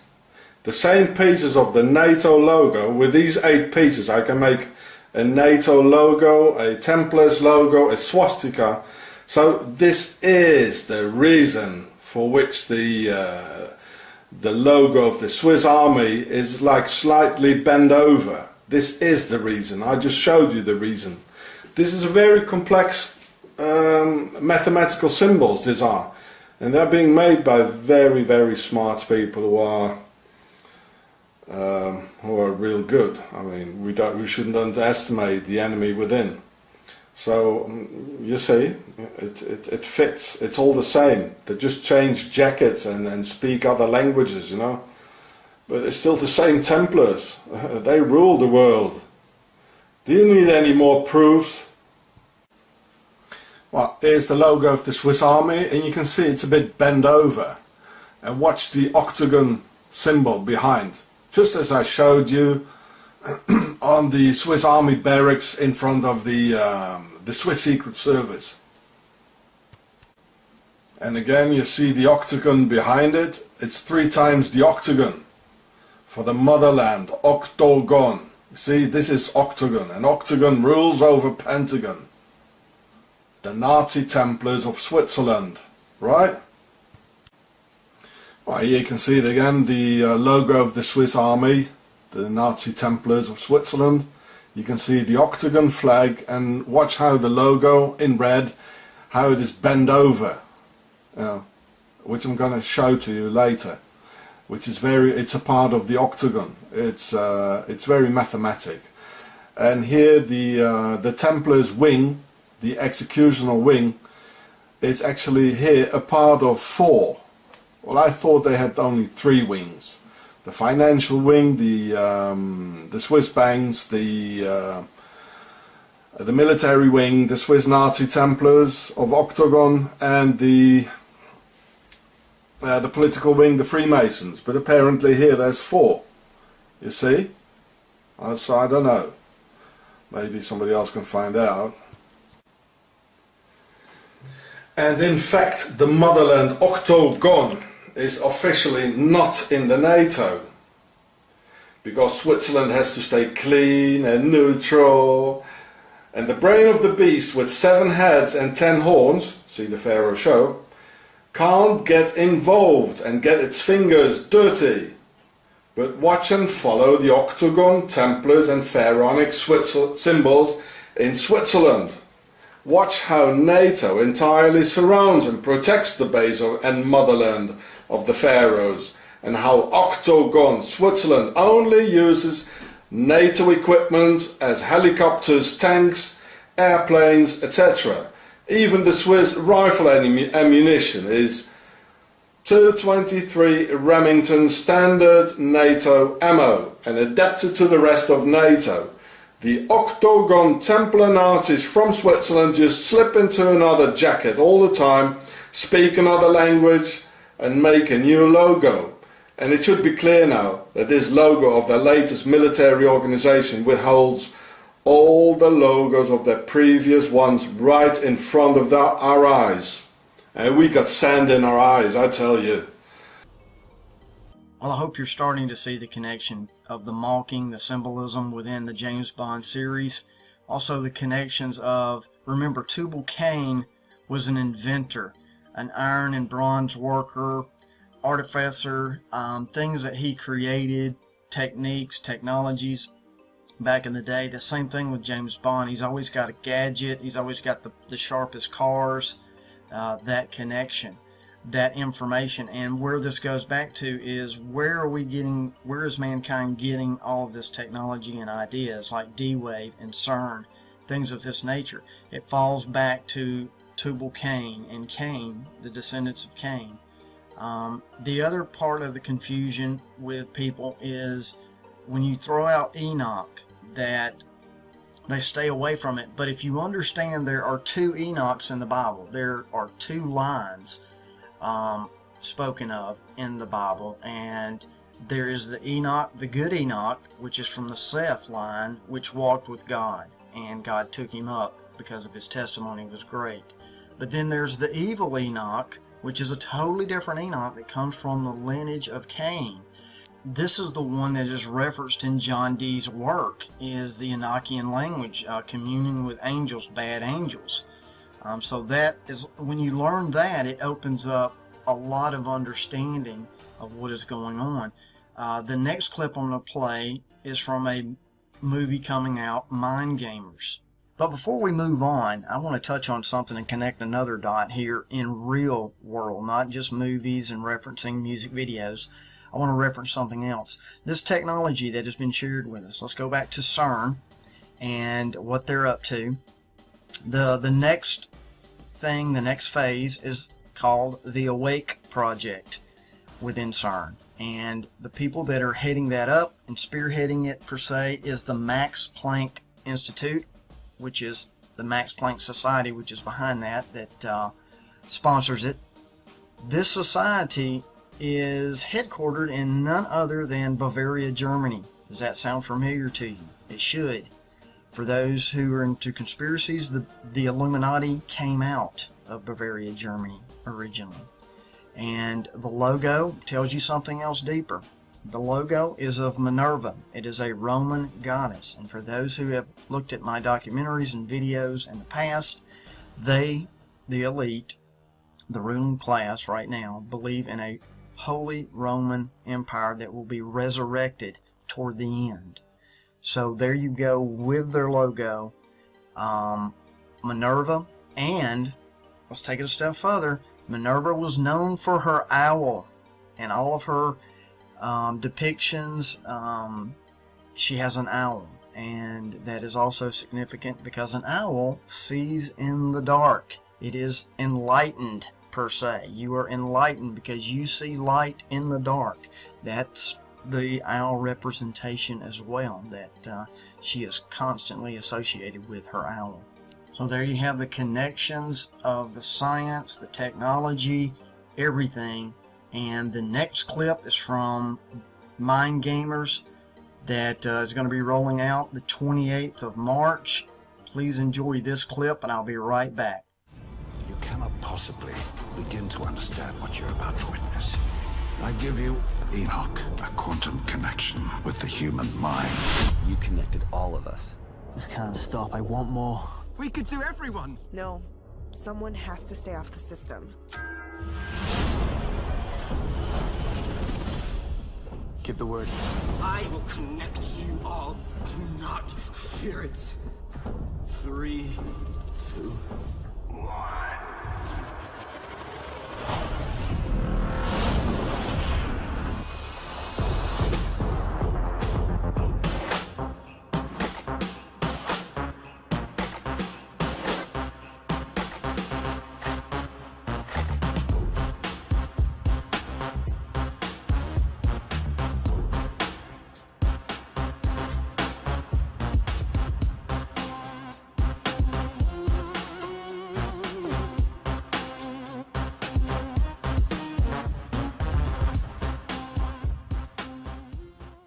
When I saw this trailer, I was like, wow.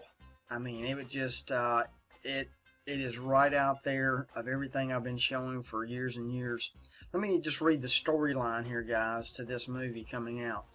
Storyline to this movie is a group of brilliant young students discover the greatest scientific breakthrough of all time, a wireless neural network connected via a quantum computer capable of linking the minds of each and every one of us. They realize that the quantum theory can be used to transfer motor skills from one brain to another. They freely spread this technology, believing it to be a first step towards a new equality and intellectual freedom. But they soon discover, get this guys, but they soon discover that they themselves are part of a much greater and more sinister experiment as dark forces emerge that threaten to subvert this technology into a means of mass control. Wow. Man, this is how pre-programming works. It's rolled out to the movies, to the masses, and by the time it gets to the real world, everybody thinks it's part of a science fiction movie that they saw years ago, because this is exactly what D-Wave quantum computing is about. This is what CERN is about, is this whole thing of quantum computing. If you're not familiar with CERN or D-Wave, watch some of my older videos. There's other videos on the web as well. Their big secret, the elites, the Illuminati, Freemasons, that their big secret is that Lucifer is the divine feminine, or that Lucifer is actually female. So wanted to share Okay, there's something else that I'm going to bring it up later. I'm not going to do it now. I might get off track. So, as I had mentioned, Nicholson 1968 made a post on Facebook about the movie Replicas, and the actress in the movie had a name that got his attention, and he pointed it out. And the movie, there's a movie right there. Alice Eve, that's her name. Okay, Alice Eve. So he pointed out that they used the name Alice a lot, and I know they used the name Alice a lot. So, but I had gave it some thought as to what the name Alice really means, and after thinking it over, I'm convinced that Alice, as in Alice in Wonderland, is actually just a name for the wisdom goddess. Now, Alice went down the rabbit hole, of course, and that is a metaphor for journeying into the womb of the earth, the place where the enlightenment is attained. That is the tomb, the ceremonial chamber, the place where the initiates go to gain their wisdom. And when they emerge from that chamber, which is usually facing the what do you call it? The pathway, the doors are usually going to be facing towards the east, so that they can meet the morning star, Venus, or in some times of the year, Sirius, as they exit the chamber, as they exit the womb, and they are reborn and resurrected. I don't know why my son is making all the noise. So anyway, so this is another name for the wisdom goddess, and Eve serves that purpose as well, because Eve was the first, in their way of thinking, Eve was the first person to receive enlightenment from the serpent. And of course, the serpent is a symbol of wisdom. As Jesus Christ said, be wise as serpents. So they perceive Eve to be another name for the wisdom goddess as well. And so Adam was initiated into the mysteries by Eve. So Alice, Eve, Isis, these are all names for their wisdom goddess. And so as I was looking at this trailer, the movie seems to be about transhumanism. Of course, that's Nicholson's specialty.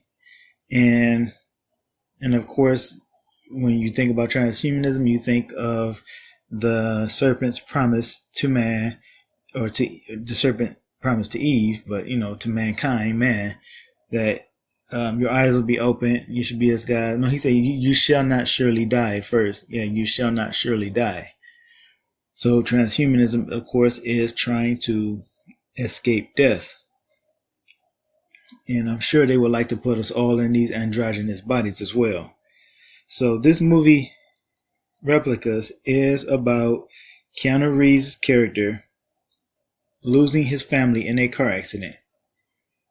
And he, from what I understand, he clones them and he transfers their consciousness into the new bodies. So what we have here is the death and the resurrection, right? When dealing with the mysteries, it's always revolving around death, regeneration, rebirth, resurrection, death and resurrection. That's what the mysteries are all about. And so here is the actress who is called Alice Eve. I'm not sure if that's that actress's real name, but that is the actress that is in the movie, and that is what Nicholson wanted to point out. And so after looking at this trailer, I decided to go see if that actress's real name or if it was a nickname or something. And when I looked it up, I found that her full name was Alice Sophia Eve. And once again, Sophia, the wisdom goddess, right? So in my opinion, that kind of cements Alice and Eve also as names for the wisdom goddess. So when you see the names Alice around, and you see the name Eve in various places, know that these are names that are used for Isis and Ishtar and Sophia, all that. And I'm also reminded, as further proof, I wish I had got a clip from it. I'll edit that into the video. In the video game Assassin's Creed, one of the video games, I can't remember exactly which one, but it was a highly esoteric game, I think.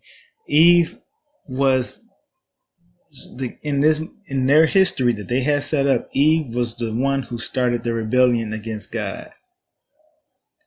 And this group of people, this sort of almost Illuminati type of group, had declared Eve as their leader and that she would lead them. And they kept saying in the clip that she will lead us. So Eve has been quite a figure in the Assassin's Creed universe for a lot of years and for a lot of reasons. We first got a hint of Adam and Eve back in Subject 16's Truth Files in Assassin's Creed 2, where we saw the video of Adam and Eve escaping Eden. Now, Eve was actually the person who led this rebellion for the humans, and we know this from Assassin's Creed Liberations. At the ending, that we see from a prophecy disc holograms of the actual meetings where the votes were in, and they made Eve the leader of that rebellion up until, of course, again, the world ended.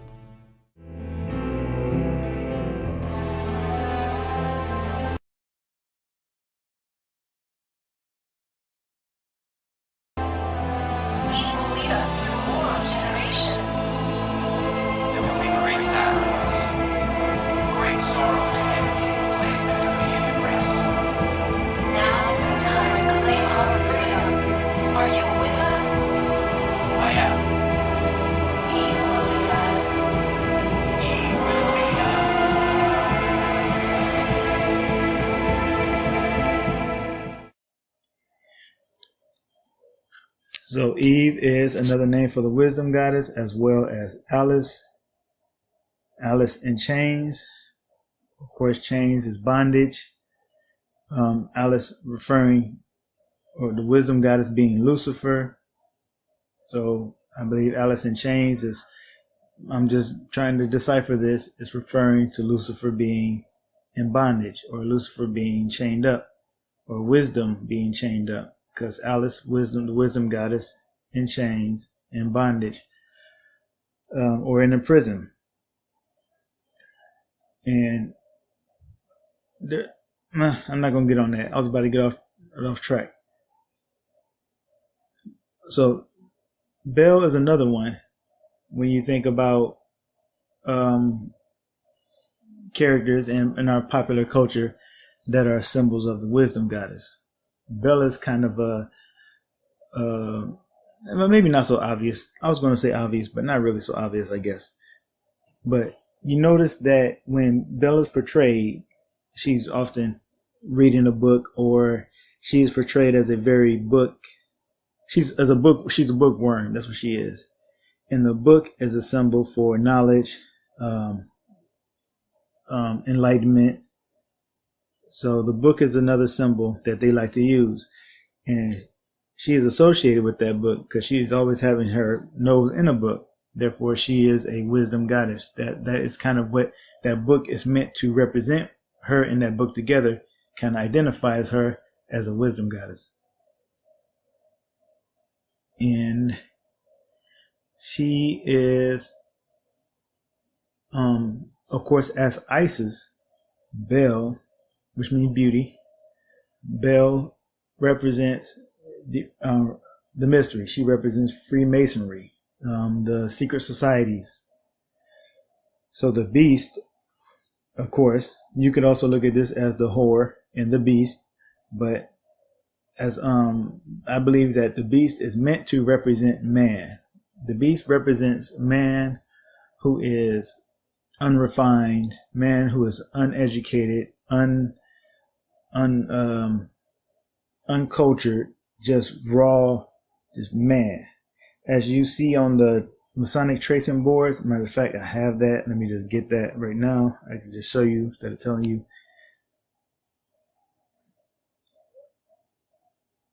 All right, on the Masonic tracing boards, you have the two cubes back there, right? One is uncut and the other one is smoothed out. So the uncut stone is on the side. This is man before he comes into Freemasonry, before he comes into the mysteries, or before he meets Isis, right? Or Baal. And there is Baal on the ladder, the middle pillar, the stairway to heaven. That's who she is. That's Alice. And Alice has the key.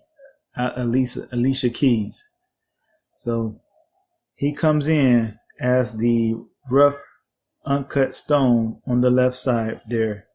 And by the time Alice is done with him, or Lucifer is done with him, or Freemasonry, he comes out as the smooth stone that is, of course, cut by hands. Well, let's go back to that picture of Baal that I was showing. So another thing about Baal that identifies her as a wisdom goddess and as Isis is the rose. The rose is a symbol for Venus, and it is a symbol. Well, one of the reasons why it's a symbol for Venus is because not only does the planet Venus, or the star Venus, create a pentagram pattern in the sky when charted over about 8 years, but it also makes a rose pattern. And not only does it make a rose pattern, but in the mythology of the goddess Venus, she is said to have given, I can't remember if it was Cupid or if it was, she gave this other person a rose as a token of a promise. And that promise was that this person that was with her would keep her secret, because she had made some sexual indiscretions, and she wanted it kept a secret. And so she gave him a rose as a token of that, so that he would keep he would keep that secret. So the rose is a symbol of Venus, Lucifer, and secrecy. And that's why you have the Order of the Rose, the Rosicrucians, the rose bowl, the womb, the womb of Venus, the womb of the mother, rose bowl, what do you call it? Something of roses. What is that? Oh, anyway, the rose is very special to them because of all that. And of course, this is just a clip, not a clip, but a screenshot from a video that I made about the Pope. No, it was when the Catholic Church, they had some kind of ceremony for the Virgin Mary, and they called her the Star of the Sea. And of course, that is a name for Venus. So Mary, of course, is another name of this goddess. So Mary, Alice, Eve, these are all identities now of Lucifer. And I believe that this is their secret. And this was from that same video, about maybe 2 years back. And the only reason why I'm showing this right now is because at the time I was thinking that maybe Alice meant Aleth, A-L-E-T-H, which means true, truth. But now I think I just tend to understand it as Alice being symbolic of the initiate going into the mysteries and going into down the rabbit hole and emerging with wisdom, emerging with enlightenment, coming out, being resurrected with gnosis. And the thing, though, that made this also interesting was the fact that the author of this book was named Alice Lucy Trent. I don't know what Trent means. I think I looked that up in the past. I didn't see anything significant about it. But Alice and Lucy, I think that's pretty telling, when we're considering that Alice, the actress was also called Alice Sophia Eve, it's like, I think they're pretty much being about as blatant as they can be without just coming out and telling us flatly what the truth is. And oh yes, back to this. So what I believe their big secret is that they believe that Lucifer is the Holy Spirit, and that they believe that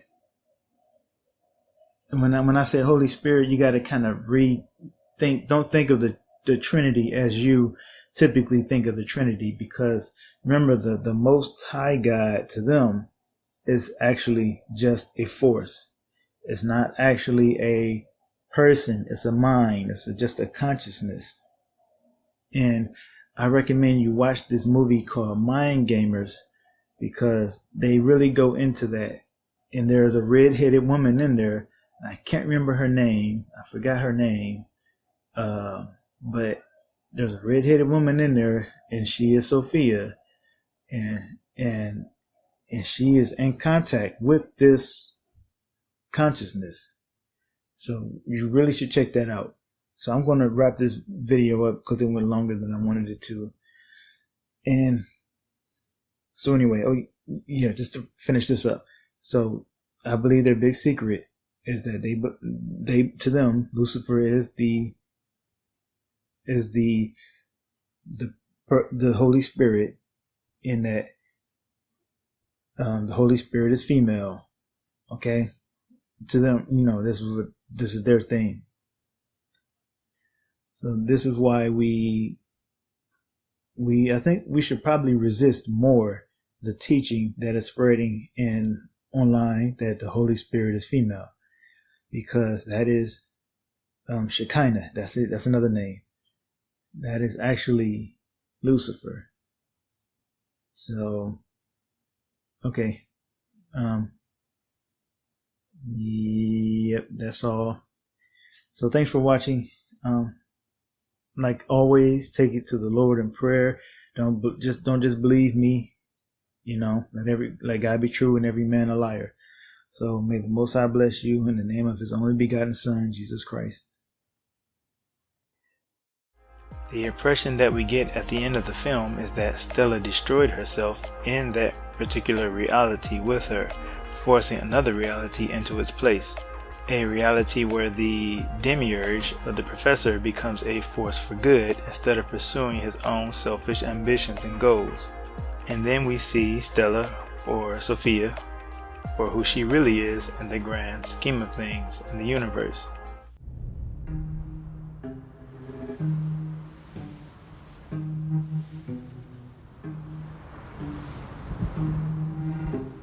This is not the end. This is how it begins. How it had to begin.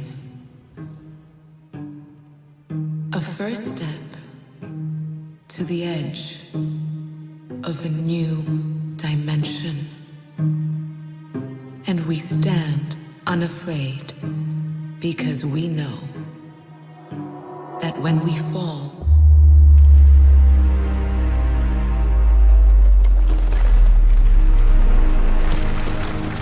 we fall forward.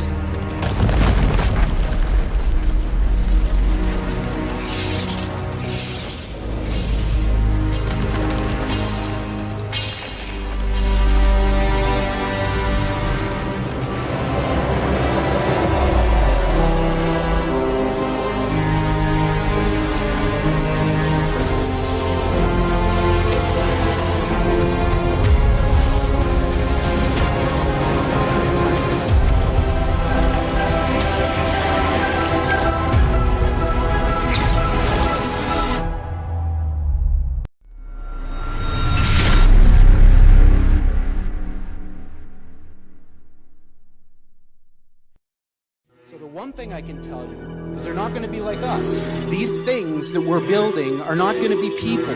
And these things that we're summoning into the world now are not demons, but they're not good, they're not evil. The same way that you don't care about an ant is the same way they're not going to care about you. There are entities that are not going to be aligned with what we want. There's a plan and a scheme to merge man with machines, to program our genes, to replace human beings with something obscene, a transhuman dream, a self-aware robot that can't be redeemed, a puppet on strings with programmable brains, a mixture of iron and clay in its veins, flamingo man seed with nanotechnologies, and demo the mark of the beast artificially, bypass the boundaries of death and biology, instantly stop all decay, reverse entropy, quantum computer control powered memories, customized bionic babies in factories, born with androgynous genderless pedigrees, cloned with no souls, without an identity, molded identically, all grown synthetically, alchemically, merging their minds with technology, entranced and enthralled, a chance to evolve,